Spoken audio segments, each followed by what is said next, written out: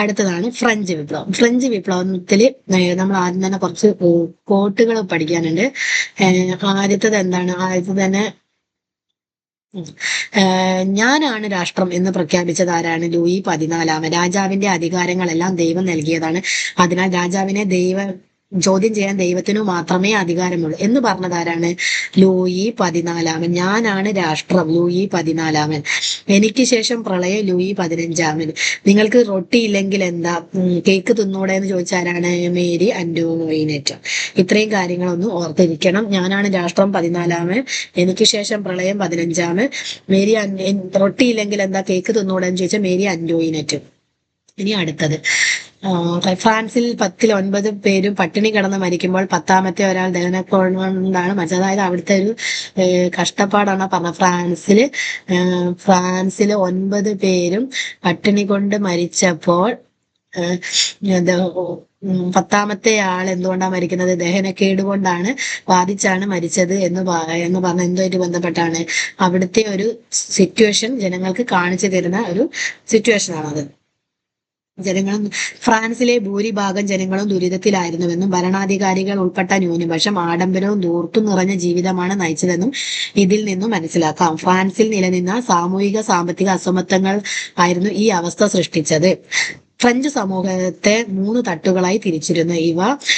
അവ എസ്റ്റേറ്റുകൾ എന്നാണ് അറിയപ്പെട്ടിരുന്നത്. ഫ്രഞ്ച് സമൂഹത്തെ എന്തായിട്ടാണ് തിരിച്ചിരുന്നത്? 3 എസ്റ്റേറ്റുകളാക്കി തിരിച്ചിരുന്നു.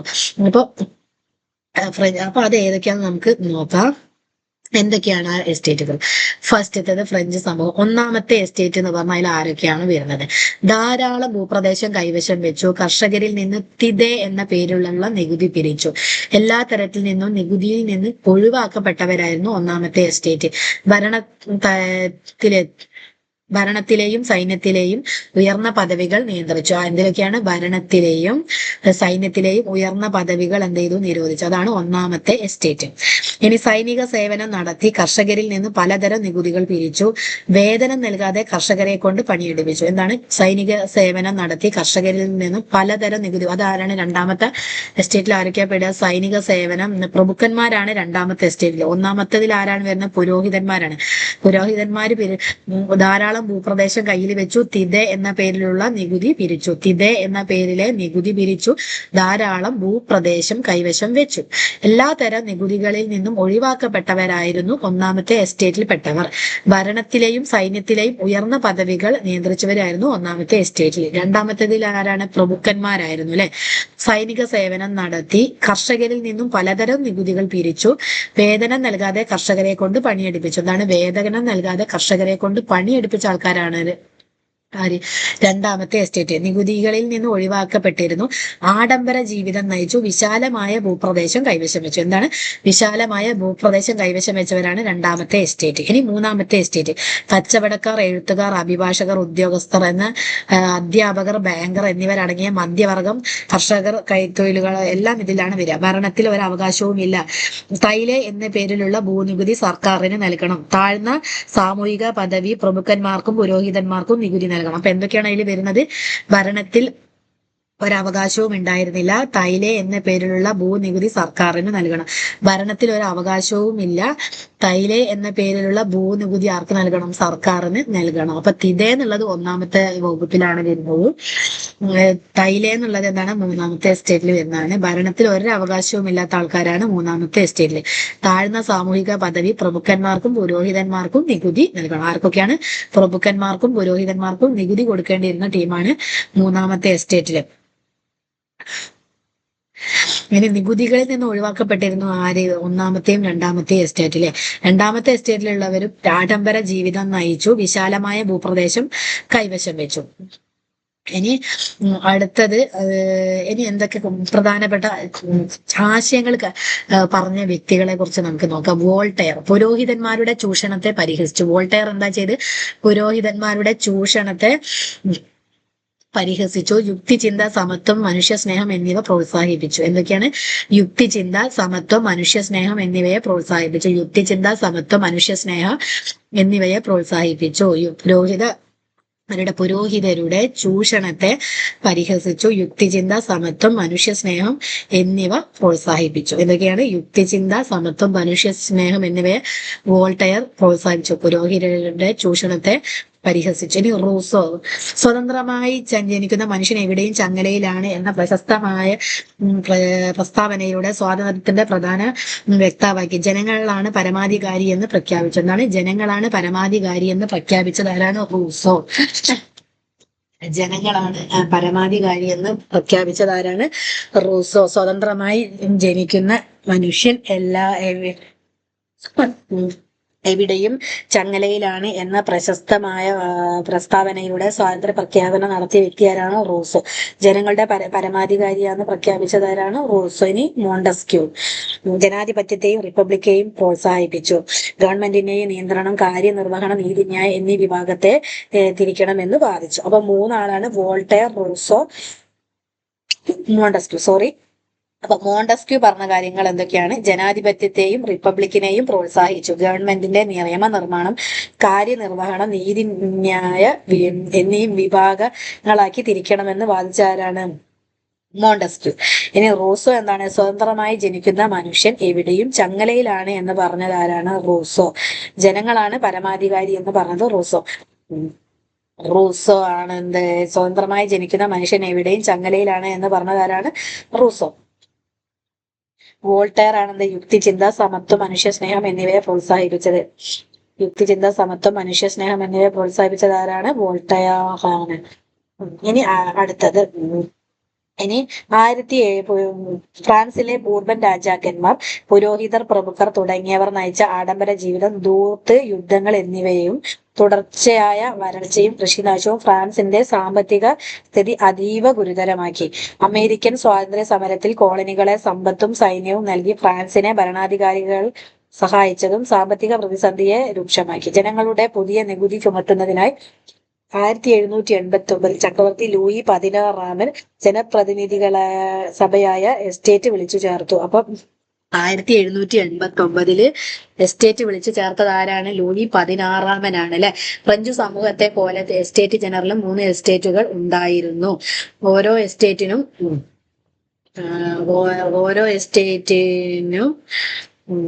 ഓരോ വോട്ട് മതിയെന്നും ഓരോ അംഗത്തിനും ഓരോ വോട്ട് വേണ്ട എന്നും രാജാവിനെ അനുകൂലിക്കുന്ന ആദ്യത്തെ 2 എസ്റ്റേറ്റുകൾ വാദിച്ചു. എന്നാൽ 3 എസ്റ്റേറ്റുകളിലെയും ഓരോ അംഗത്തിനും ഓരോ വോട്ട് തന്നെ വേണമെന്നായിരുന്നു കോമൺസ് എന്ന 3ാമത്തെ എസ്റ്റേറ്റിന്റെ ആവശ്യം. അപ്പൊ 3ാമത്തെ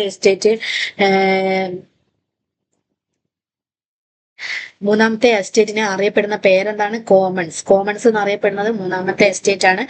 നമുക്ക് അറിയാം 3ാമത്തെ എസ്റ്റേറ്റിലാണ് അംഗങ്ങൾ കൂടുതൽ. അപ്പൊ എല്ലാവർക്കും ഓരോ വോട്ടായാലും അവർക്ക് നല്ല ഭൂരിപക്ഷം ഉണ്ടാവും. അപ്പൊ അവര് ആവശ്യപ്പെട്ടു, അവർക്ക് ഓരോരുത്തർക്കും ഓരോ വോട്ട് തന്നെ വേണമെന്ന് അവര് ആവശ്യപ്പെട്ടു. ഈ തർക്കം വോട്ട് ചെയ്യുന്നതിലെ തർക്കം തുടരെ 3ാമത്തെ എസ്റ്റേറ്റിലെ അംഗങ്ങൾ തങ്ങളാണ് ഫ്രാൻസിലെ ദേശീയ അസംബ്ലി എന്ന് പ്രഖ്യാപിച്ചു. എന്താ പ്രഖ്യാപിച്ചത്? ഞങ്ങളാണ് ഫ്രാൻസിന്റെ ദേശീയ അസംബ്ലി എന്ന് അവർ സ്വയം അങ്ങോട്ട് പ്രഖ്യാപിച്ചു. അപ്പൊ 1ാമത്തെ എസ്റ്റേറ്റിൽ ആകെ 255 അംഗങ്ങളും 2ാമത്തെ എസ്റ്റേറ്റിൽ 308, 3ാമത്തെ എസ്റ്റേറ്റിൽ 602 ഉണ്ട് അല്ലെ. അപ്പൊ എങ്ങനെ നോക്കിയാൽ ഇവർക്ക് ഓരോ വോട്ടുണ്ടെങ്കിൽ ഇവരെ ജയിക്കുള്ളൂ. അതുകൊണ്ടാണ് അങ്ങനെ വാദിച്ചത്. അങ്ങനെ അവർ സ്വയം പ്രഖ്യാപിച്ചു, എന്താ? ഞങ്ങളാണ് ഫ്രാൻസിന്റെ ദേശീയ അസംബ്ലിയിൽ നിന്ന് 3ാമത്തെ എസ്റ്റേറ്റുകാർ വാദിച്ചു.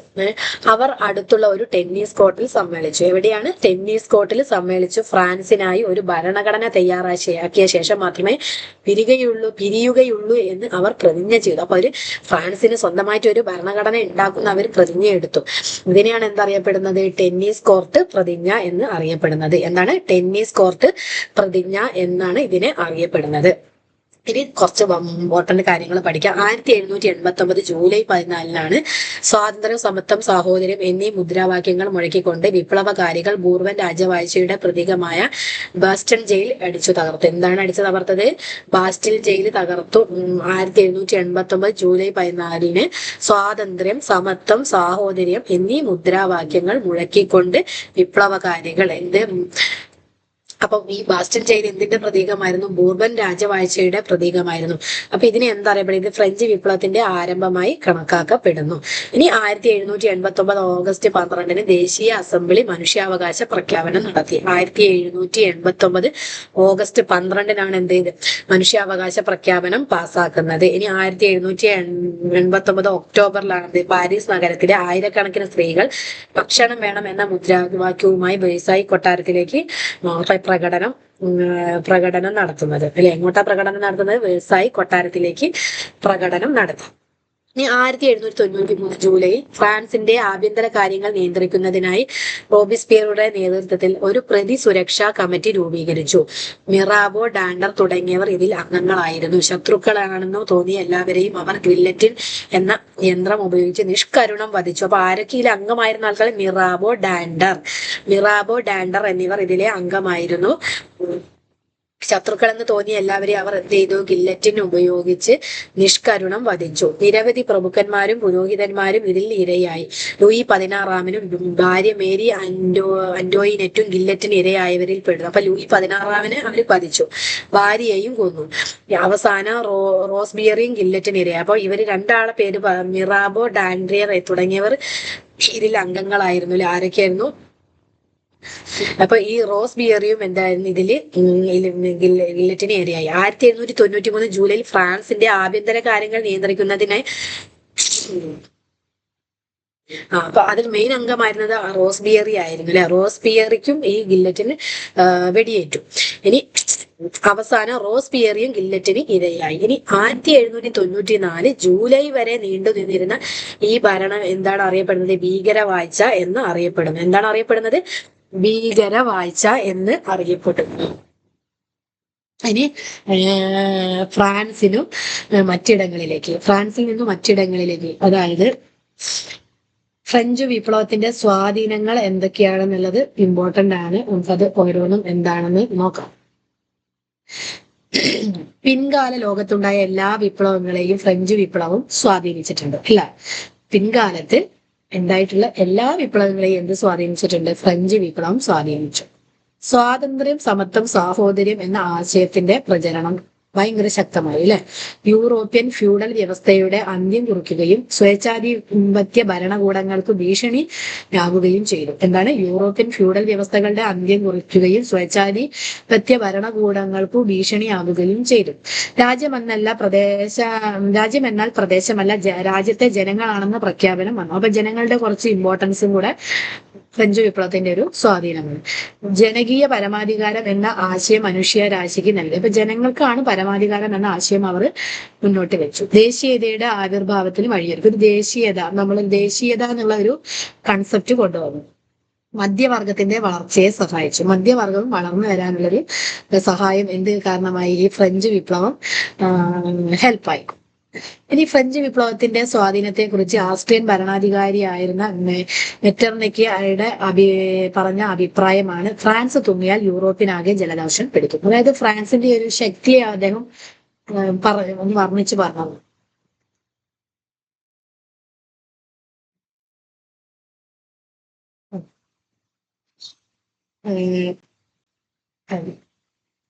ഇനി അടുത്തത് ഫ്രഞ്ച് വിപ്ലവം ഇന്ത്യ. ഇപ്പൊ ലോകത്താകമാനം സ്വാധീനം ചെലുത്തിയ ഫ്രഞ്ച് വിപ്ലവം മൈസൂരിലെ ഭരണാധികാരിയായിരുന്ന ടിപ്പു സുൽത്താനെയും സ്വാധീനിച്ചു. ബ്രിട്ടീഷ് സാമ്രാജ്യത്തിന് എതിരെയായി പോരാടാനുള്ള ഒരു തന്ത്രമായി ടിപ്പു ഫ്രഞ്ചുകാരുമായുള്ള സഖ്യത്തെ കണക്കാക്കി. പൗരനായ ടിപ്പു എന്ന പേര് സ്വീകരിച്ച അദ്ദേഹം ഫ്രഞ്ച് വിപ്ലവത്തിന്റെ ഓർമ്മയ്ക്കായി തന്റെ തലസ്ഥാനത്ത് ശ്രീരംഗപട്ടണത്ത് സ്വാതന്ത്ര്യത്തിന്റെ മരം നടുകയും ഫ്രഞ്ച് ക്ലബായ ജാക്യോബിനിൽ അംഗമാവുകയും ചെയ്തു. അപ്പൊ ഫ്രഞ്ച് ക്ലബായ ജാക്യോബിനിൽ അംഗമായത് ആരാന്നുള്ളത് ചോദ്യമാണ്. അത് ടിപ്പു സുൽത്താനാണ്. അത് ഇത്രയുമാണ് ഈ ചാപ്റ്ററിൽ നമുക്ക് മെയിൻ ആയിട്ട് പഠിക്കാനുള്ള കാര്യം. ഇനി നെപ്പോളിയനും ഫ്രഞ്ച് വിപ്ലവവും തമ്മിലുള്ള സ്വാധീനം കൂടി ഇതിലുണ്ട്. അപ്പൊ മഹത്തായ ലക്ഷ്യങ്ങൾക്കായി വിപ്ലവം നടത്തിയ ഫ്രഞ്ച് ജനതയ്ക്ക് കുറച്ചുകാലം നെപ്പോളിയൻ ബോണപ്പാർട്ടിന്റെ ഏകാധിപത്യ ഭരണത്തിന്റെ കീഴിൽ കഴിയേണ്ടി വന്നിട്ടുണ്ട്. ആരുടെ കീഴിലാണ്? നെപ്പോളിയൻ ബോണപ്പാർട്ടിന്റെ കീഴിൽ. എന്താണ് അതിന് കാരണം? ഫ്രഞ്ച് വിപ്ലവാനന്തരം ബ്രിട്ടന്റെ നേതൃത്വത്തിൽ ഫ്രാൻസിനെതിരായി രൂപീകരിക്കപ്പെട്ട യൂറോപ്യൻ സഖ്യത്തെ നേരിട്ട് വിജയം വരിക്കുന്നതിൽ സുപ്രധാന പങ്ക് വഹിച്ചത് നെപ്പോളിയൻ ആയിരുന്നു. അതായത് ഈ ഫ്രഞ്ച് വിപ്ലവമൊക്കെ കഴിഞ്ഞതിന് ശേഷം ബ്രിട്ടന്റെ നേതൃത്വത്തിൽ ഫ്രാൻസിനെതിരായി രൂപീകരിക്കപ്പെട്ട ഒരു യൂറോപ്യൻ സഖ്യം രൂപീകരിച്ചു. ആർക്കെതിരെ? ഫ്രാൻസിനെതിരെ ഒരു യൂറോപ്യൻ സഖ്യം ഉണ്ടാക്കി. ഇതിന്റെ നേതാവ് ആരായിരുന്നു?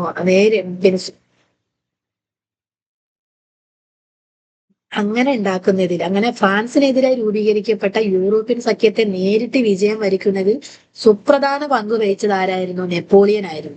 അപ്പൊ 1799 അദ്ദേഹം ഫ്രാൻസിന്റെ അധികാരം പിടിച്ചെടുത്തു. ഈ ഒരു ഏകാധിപതിയാണെങ്കിലും നിരവധി പരിഷ്കാരങ്ങൾ അദ്ദേഹം നടപ്പിലാക്കി. അദ്ദേഹം ഒരു ഏകാധിപതിയായിരുന്നു. പക്ഷെ അദ്ദേഹത്തിന്റെ കുറെ കൺസെപ്റ്റുകൾ അദ്ദേഹം എവിടെ ഇംപ്ലിമെന്റ് ചെയ്തിരുന്നു? ഫ്രാൻസിൽ ഇംപ്ലിമെന്റ് ചെയ്തിരുന്നു. അപ്പൊ അത് നമുക്ക് എന്തൊക്കെയാണെന്ന് നോക്കാം. കർഷകരെ കൃഷിഭൂമിയുടെ ഉടമകളാക്കി. വളരെ നല്ലൊരു കാര്യമാണ് അല്ലെ അദ്ദേഹം ചെയ്ത്. കർഷകരെ എന്ത് ചെയ്തു? കൃഷിഭൂമിയുടെ ഉടമയാക്കി. പൊതുകടം ഇല്ലാതാക്കാൻ സിങ്കിങ് ഫണ്ട് എന്ന പേരിൽ ഒരു പ്രത്യേക ഫണ്ട് രൂപിച്ചു. അപ്പൊ പബ്ലിക് ഡെപ്റ്റ് ഒഴിവാക്കാൻ അദ്ദേഹം ശ്രദ്ധിച്ചു. ഗതാഗത പുരോഗതിക്കായി നിരവധി റോഡുകൾ നിർമ്മിച്ചു. പുരോഹിതന്മാരുടെ രാജ്യത്തിന്റെ നിയന്ത്രണം ഏർപ്പെടുത്തി. പുരോഹിതന്മാരുടെ മേലുള്ള രാജ്യത്തിന്റെ നിയന്ത്രണം അദ്ദേഹം നിർത്തലാക്കി. സാമ്പത്തിക പ്രവർത്തനങ്ങൾക്കായി ബാങ്ക് ഓഫ് ഫ്രാൻസ് സ്ഥാപിച്ചു. നിലവിലുള്ള നിയമങ്ങൾ ക്രോഡീകരിച്ചു. ഒരു പുതിയ നിയമ സംഹിതയുണ്ടാക്കി. ഇതൊക്കെയാണ് അദ്ദേഹം കൊണ്ടുവന്ന പരിഷ്കാരങ്ങൾ. പുതിയൊരു നിയമ സംഹിത അദ്ദേഹം ഉണ്ടാക്കി. ഇത്രയും കാര്യങ്ങളാണ് ഫ്രഞ്ച് വിപ്ലവത്തെ കുറിച്ച് നമുക്ക് പഠിക്കാനുള്ളത്. ഇനി നമുക്ക് പഠിക്കാനുള്ളതാണെന്ത്? ലാറ്റിൻ അമേരിക്കൻ വിപ്ലവം. എന്താണ്? ലാറ്റിൻ അമേരിക്കൻ വിപ്ലവമാണ് അടുത്തത് നമുക്ക് പഠിക്കാനുള്ളത്.